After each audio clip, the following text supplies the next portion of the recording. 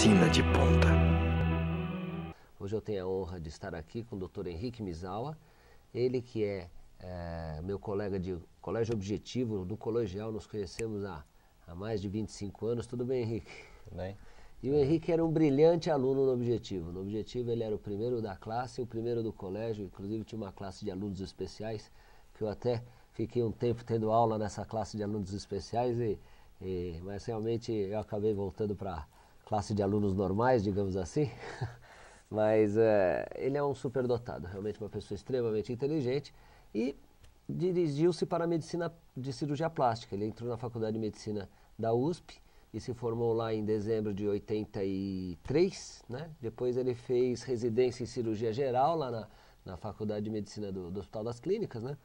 E depois a residência de cirurgia plástica durante 3 anos. Como não bastasse, ele ficou mais 2 anos no Japão, se especializando em cirurgia plástica e reparadora.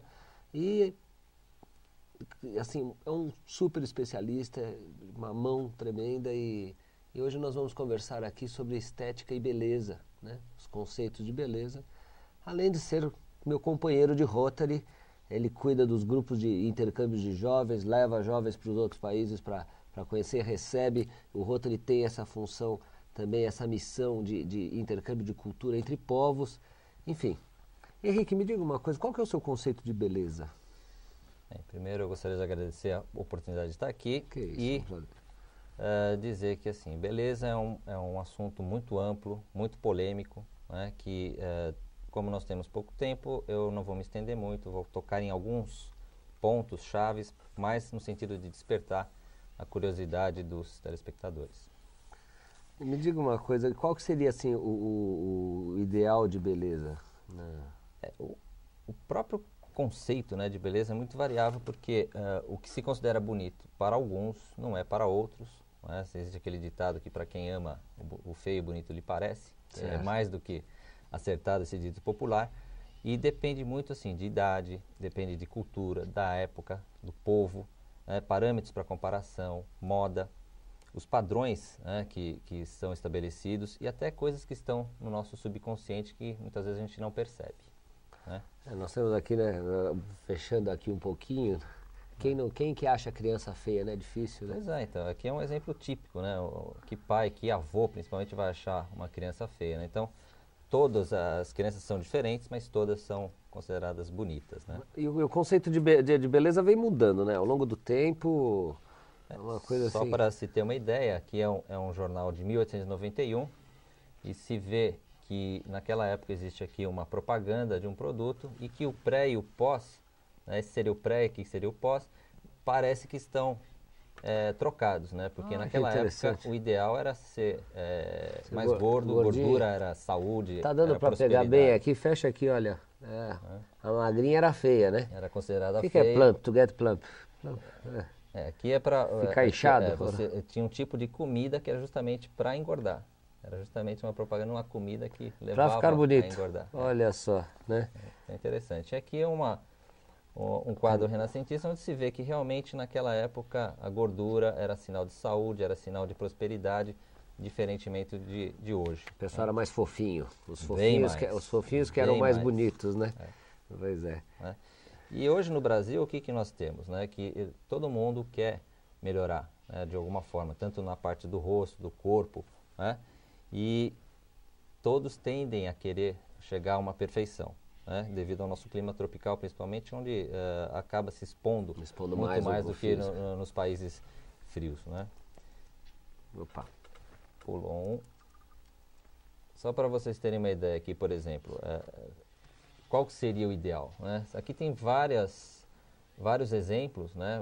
Nós passamos então aquela época das pessoas com mais gordura, né? Da década de 60, 70, tivemos a Twiggy, né? Que era muito magra, e que hoje já se tem uma coisa um pouquinho mais equilibrada, não tão raquítica como já foi. Né? Inclusive, com a informática você tem exemplos de beleza virtual, né? Isso aqui é uma criação de computador para se chegar no que seria você ideal. Vê, agora está na moda agora os seios grandes, né? Sim, mudou um pouco. Coisa que... Se você olhar aqui um outro exemplo de que todas, eu acho que ninguém vai discutir que são bonitas, né? E vocês Com podem certeza. ver que são todas diferentes. Você tem morena, você tem loira, tem ruiva, tem olho claro, olho escuro, oriental, a raça negra representada. E aqui é bem típico para você ver que realmente não existe um conceito único de beleza, né? Mas sim várias coisas que levam ao que nós consideramos bonito, né? Às vezes, isso às vezes até pode ser um problema para você, talvez no consultório, a pessoa querer fazer uma mudança e você, não sei se você já teve esse tipo de problema, você faz e o paciente não fica satisfeito e fala, poxa, não era isso que eu queria, ou não sei. Faz parte do nosso dia a dia tentarmos captar o que a pessoa quer atingir e se for alguma coisa muito fora daquilo da realidade, nós temos o dever de alertá-la que aquilo não é possível fazer, né? Para não deixar um resultado artificial, para não deixar alguma coisa que fuja, né, do que nós podemos considerar como normal, né? Então, sempre levando em conta que o Brasil é uma mistura de raças, uma mistura de culturas, né? Tem muitas belezas naturais, o dia a dia exige muito das pessoas em termos de apresentação. Sim. Mas uma coisa que não se deve deixar de levar em conta é que o que nós chamamos de beleza, né, essa parte exterior, né, ela deve, na verdade, refletir alguma coisa interior, né? Você tem que estar bem consigo mesmo para poder mostrar uma beleza e aquilo que nós amamos, verdade? Então não adianta ser só uma casca, só uma coisa artificial por fora e se não tiver adequado a uma paz interior e sempre tentando, assim, primeiro agradar a si próprio para daí poder passar essa beleza para os outros. Perfeito. É uma coisa importante isso. Perfeito. E o que o pessoal, o que se faz hoje em dia na medicina estética? O que existe de ponta até, não sei se podemos chamar de ponta, mas hoje, assim, a cirurgia plástica no Brasil é muito desenvolvida, né? Em termos de números absolutos, perde somente para os Estados Unidos, que tem uma população bem maior. Bem maior, né? quase o dobro, Agora, né? em termos relativos, ou seja, de cirurgias em relação à população, o Brasil ganha. Campeão mundial. Nós temos um movimento muito grande e com um nível de qualidade muito alto, né? Então, nós somos realmente referência para o mundo inteiro.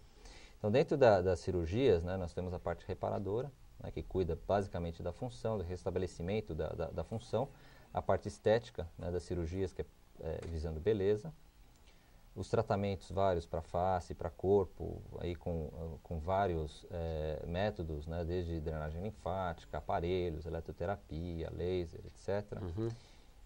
A parte de preenchimento, né, com vários materiais, na nossa preferência o ácido hialurônico, né, o Restylane, que é o nome comercial, para preenchimento e apagamento das rugas, expressões de face, os sulcos mais profundos, toxina botulínica, né, que é o Botox, ou Dysport também. Que dá uma paralisia do músculo, né? Dá uma paralisia parcial para tirar aquela ruga, né, que nada mais é do que o reflexo da ação do músculo em cima da pele. Né? Laser, né? Então são vários recursos que nós temos hoje em dia. Que mais, assim? Por exemplo, dentro da cirurgia estética, né, alguns exemplos como lipoescultura, né, rugas de face, cirurgias que vão atuar nas pálpebras, no nariz, nas mamas, no abdômen. As próteses de mama hoje em dia são muito em voga, as orelhas em abano. Então são alguns dos exemplos mais frequentes em termos de cirurgia estética. Me diga uma coisa, você fala em lipoescultura, a gente ouve falar muito mais região glútea, região de barriga. E eu vejo com frequência, eu estou para até fazer uma prótese de joelho numa paciente daquela que tem aquela perna toda gorda, né? Ela vem desde a raiz da coxa até o tornozelo embaixo, até uma coisa familiar, né? Tem pessoas que têm a perna gorda. Essas pernas que são gordas, tornozelo gordo, vocês costumam mexer nisso, fazer uma lipoaspiração? Na parte de membros inferiores... E tem um panículo adiposo espesso, né, nessas... nós basicamente mexemos na parte das coxas, culotes, coxa interna, até joelho, então, inclusive. Eu não vejo mexer de joelho para baixo. Joelho para baixo não, por quê? Primeiro, pode ter alguns problemas de linfedema, não sei realmente gordura. Você pode ter problemas circulatórios importantes, né? E uma lipoaspiração, quando ela é mais distal, né, vai aumentando o risco de ter problemas. Mas se tiver alguma infecção, se tiver inclusive alterações de circulação, erisipela, etc., aumenta o risco de embolia. Então, é uma área que do joelho para baixo nós, pessoalmente, não mexemos. Não mexe. E mão? Você e vai plástica de mão também? Existem... Tirar a ruga, a mão que é muito enrugada, em mão, manchas. você pode, assim, a princípio, tratar a parte estética, né, com descamações, tirando as manchas senis, que nós chamamos. Agora, a parte de sulcos, né, quando fica muito pronunciado, o sulco fica aquela mão magra, há algumas intervenções cirúrgicas para preenchimento de gordura ou de alguns outros materiais que nós também não gostamos. Certo. E até cirurgia de ruga de mão, onde se fazem incisões várias ao longo dos dedos para tirar um pouco de pele. Mas sobra cicatriz e realmente não é uma cirurgia muito preconizada. Não é, né? Então, para quem não sabe, a cirurgia reparadora, né, o ortopedista trabalha muito, o traumatologista em si, trabalha muito com o cirurgião plástico, porque o cirurgião plástico tem um treinamento todo especial em rodar retalhos, precisa ter uma visão espacial de você pegar um pedaço de pele daqui para cobrir ali, fraturas expostas, infecções, escaras, isso tudo faz parte da cirurgia plástica reparadora, né? Exato. É uma área bastante interessante, a microcirurgia plástica. Você faz microcirurgia? Eu tive um treinamento no Japão, não é uma área que eu atuo normalmente, né? Na parte reparadora nós basicamente removemos lesões de pele, vários anexos também com pintas, tumores de pele, verrugas, câncer de pele, cistos, manchas. Câncer de pele você atua? Sim, assim, tatuagens e com as reconstruções respectivas, né? Muitas vezes você tira uma área muito grande que não dá para aproximar direto, você tem que lançar mão de enxertos, de retalhos, até músculo cutâneo, né? Então são coisas mais complexas que também fazem parte da cirurgia plástica. Existe um capítulo importante que são das queimaduras, né? Então. As cicatrizes, os queloides, inclusive deve ter um exemplo aqui Deixa eu ver. Vocês podem ver aqui um queloide pós-cesárea. Vamos fechar. Fecha bem aqui. Isso aqui é a região do pubis, né? Isso. São pelos pubianos, a barriga. Uma cicatriz tem que fechar bem mesmo, olha lá. E que acabou formando um queloide, tem vários recursos e faz parte da seara da cirurgia plástica. Outra coisa... E aqui como é que você... aqui você pode injetar... Isso é um queloide? Pensei que era uma víscera aparecendo aí. É um queloide aqui. Você e o que você faz no caso desse? Você pode injetar corticoide, você pode usar alguns produtos locais, você pode fazer a ressecção cirúrgica, fazer enxerto. Né? Ou ressecar essa área e rodar um retalho, não seria o caso? O problema de você, às vezes, fazer uma cirurgia maior para tentar melhorar isso aqui, você acaba ampliando a área traumatizada e pode até piorar o resultado. Fazer um outro queloide, né? Precisa ter um pouco de cuidado, estudar bem o caso antes de... Falando nisso, a pessoa que tem uma tendência a queloide, que cuidado você toma se você injeta corticoide na cicatriz de imediato, a pomada pós-operatória, que você já sabe que ela tem um queloide porque ela tem uma outra cicatriz prévia? Nós precisamos diferenciar queloide de cicatriz hipertrófica. A cicatriz hipertrófica depende um pouco de técnica, de fio, de material, de cuidados pós-operatórios. E aí a prevenção é bem mais fácil. Quando é queloide, realmente aí existe beta-terapia, corticoide intralesional, alguns outros recursos.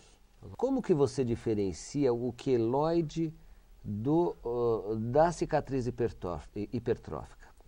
Bem, basicamente, assim, a cicatriz hipertrófica normalmente ela respeita os limites da lesão, enquanto que o queloide não. É um problema na formação da cicatriz, né? Porque assim, quando existe uma ferida cirúrgica, o corpo produz uma cicatriz para fechar aquela ferida. Mas a partir do momento que fechou, existe uma contraordem para parar a produção, para não haver essa hipertrofia. Né? No caso do queloide, existe um erro nessas mensagens e o organismo continua produzindo cicatriz e ela extrapola os limites da lesão.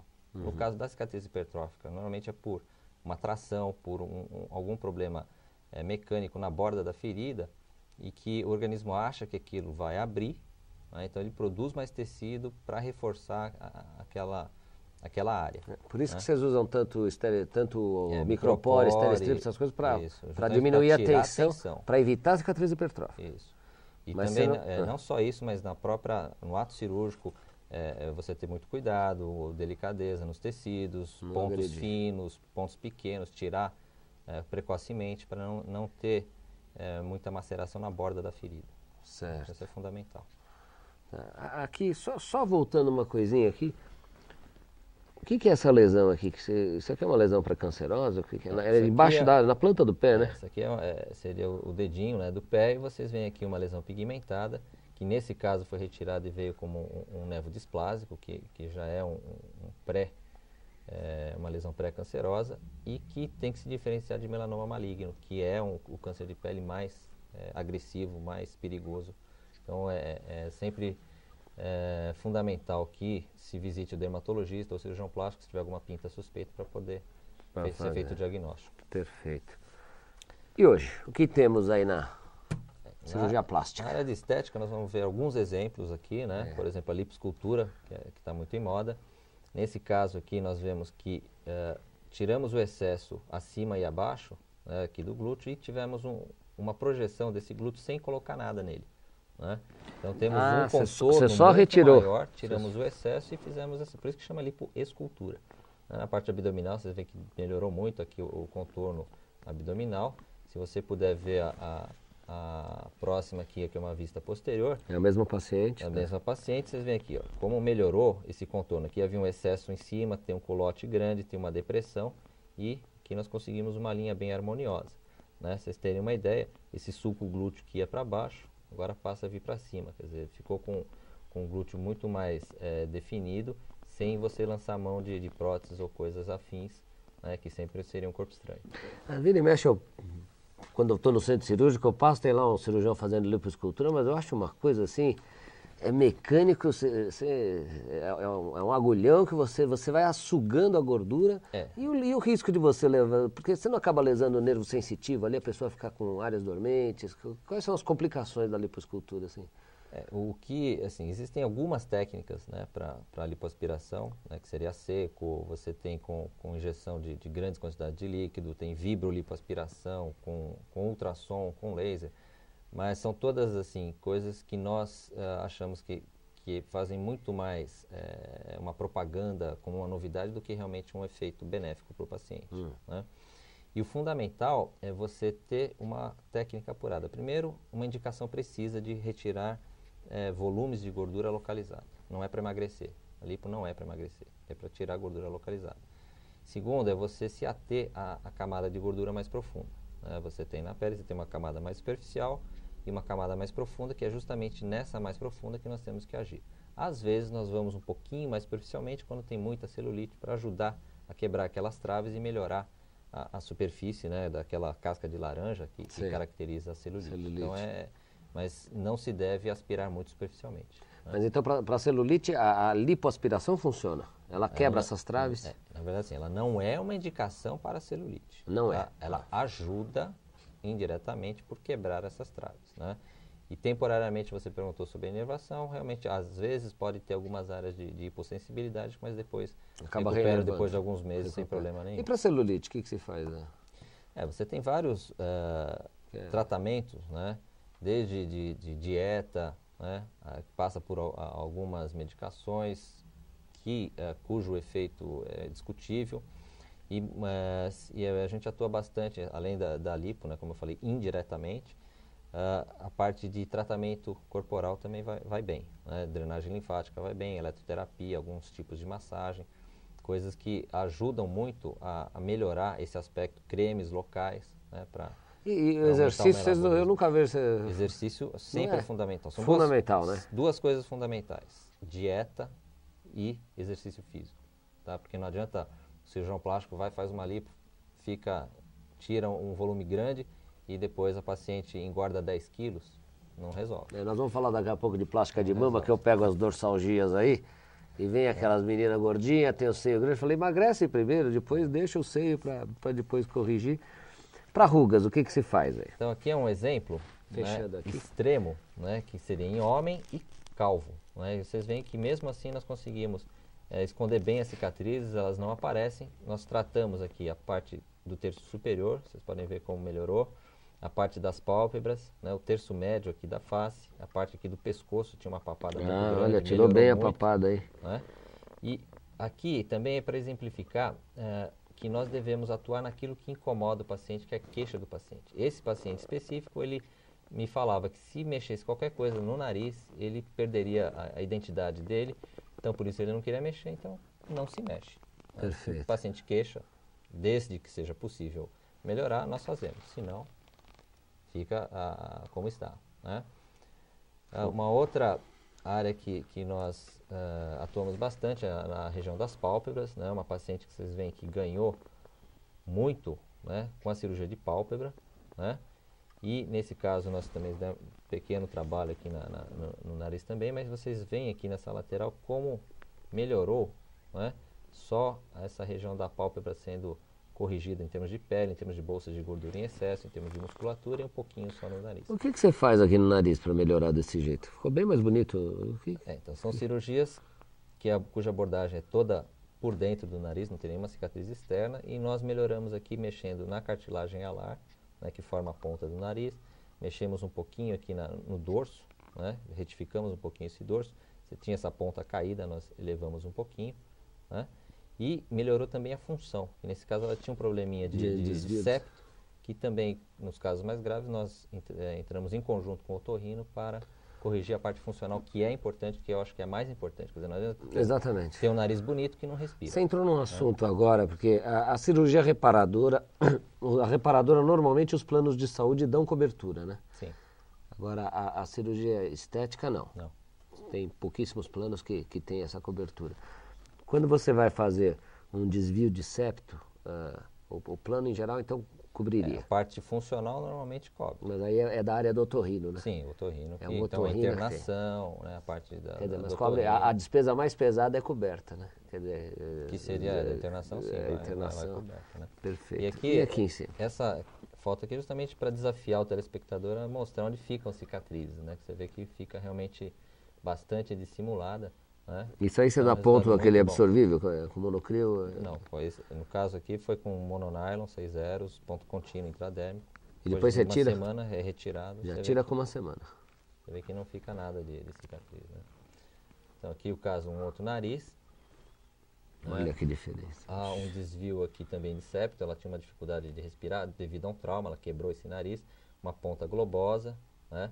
Um dorso irregular, vocês veem como melhora. E melhorou né, o rosto dela também. E só mexendo no nariz, você vê como você não mexeu no queixo, nada aqui? Nada. Olha que incrível. Rejuvenesceu muito o rosto só mexendo no nariz. E são coisas assim, aparentemente pequenas, mas que o conjunto melhora muito. Né? Você tem que deixar um nariz que fique harmonioso com o resto do rosto, não uma coisa artificial.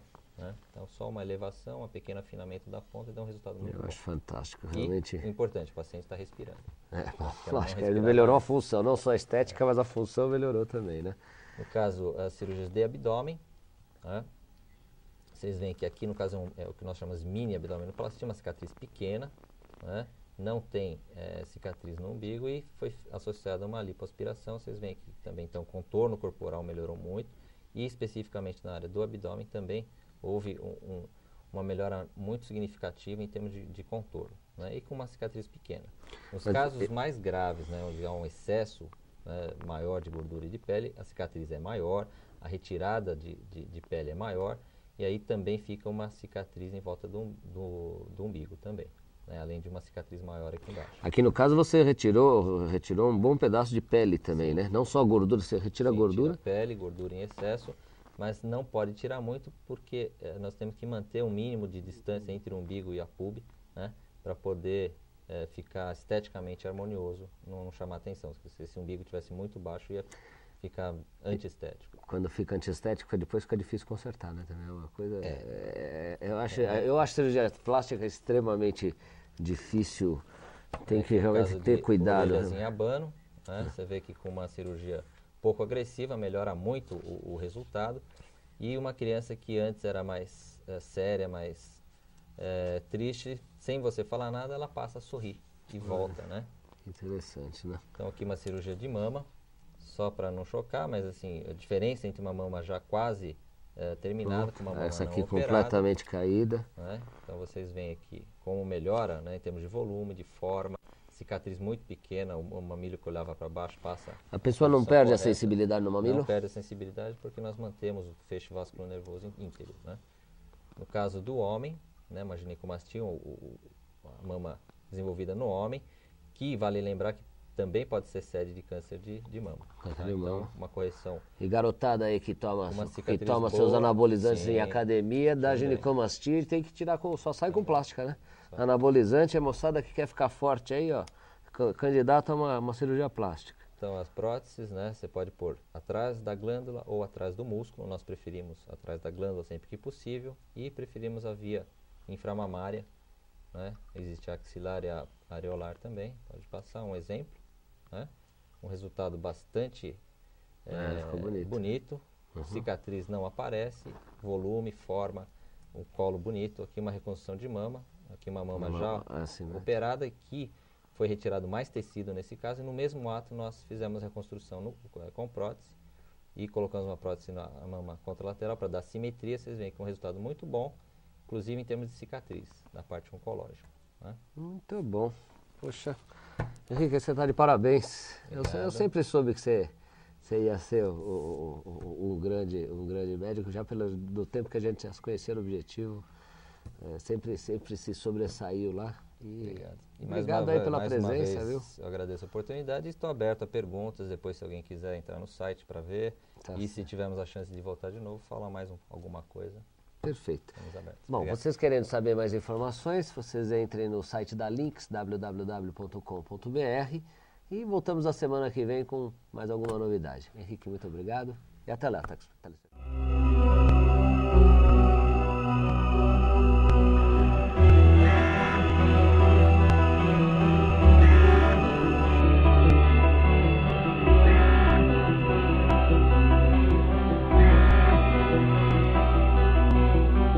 Medicina de ponta.